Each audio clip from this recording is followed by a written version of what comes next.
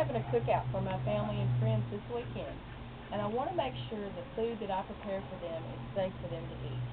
I'm going to talk to you about being a safe food handler. First of all, the first step is you just want to be clean. You want to make sure your hands are clean, your work surface area is clean, your cutting boards are clean, your knives and everything. You just want to make sure everything is clean. Also, when you're preparing fresh fruits and vegetables, I know they're healthy. Fruits and vegetables are healthy for you, but they can make you sick if you don't wash them. So before you cut into them, you want to make sure, like a watermelon, you want to make sure you rinse it off and scrub it with one of the fruit vegetable brushes, and just be sure you get all the dirt and bacteria off of those. In your work surface area, it's best not to use washcloths or towels because these are breeding grounds for bacteria. Once you're ready to clean your work surface area, it's best to just use paper towels. The next step is separate. You want to make sure you don't cross-contaminate your food surface area. When you're preparing your vegetables and your meat, as a rule of thumb, I usually just have a separate cutting board for vegetables and a separate one for meat, just to keep everything from being cross-contaminated. This is where usually we go wrong in preparing foods, and this is how people get sick, is that we cross-contaminate food.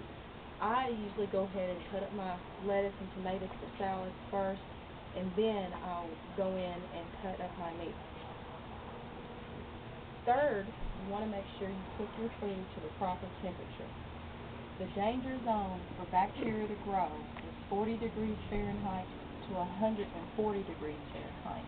This is where all the bacteria grow rapidly. So you want to make sure your cold foods stay at 40 degrees or lower, and your hot foods stay 140 degrees or higher. Thirdly, you want to make sure you cook your food to the proper temperature. You want to make sure that you use a meat thermometer to test your meat. Poultry needs to be at 165 degrees Fahrenheit. Ground beef needs to be at 165 degrees Fahrenheit. Steaks need to be at least 145 degrees Fahrenheit. And some of my family loves medium rare steaks, and I don't mind cooking them that way because I know the outside surface of steaks, as long as you heat them, it kills off the bacteria. Lastly, you want to make sure you chill your food properly. After you prepare your food, you want to get them in the refrigerator at least 2 hours after it's been cooked.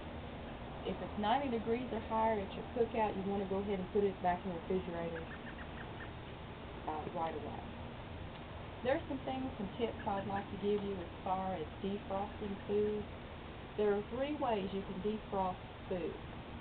First, you can defrost them in cold water. Second, you can defrost them in the microwave. And third, you can defrost them in the refrigerator, which is the best way. If you defrost in the microwave or in the sink with cool water, you want to make sure you cook those foods right away. It's best that you do that.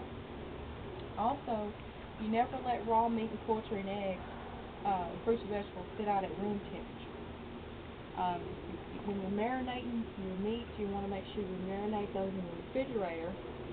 And if you made a soup or a sauce the night before your cookout and you put it in a big pot, when you pull it back out to reheat it, you need to make sure that the temperature is at least 165 degrees.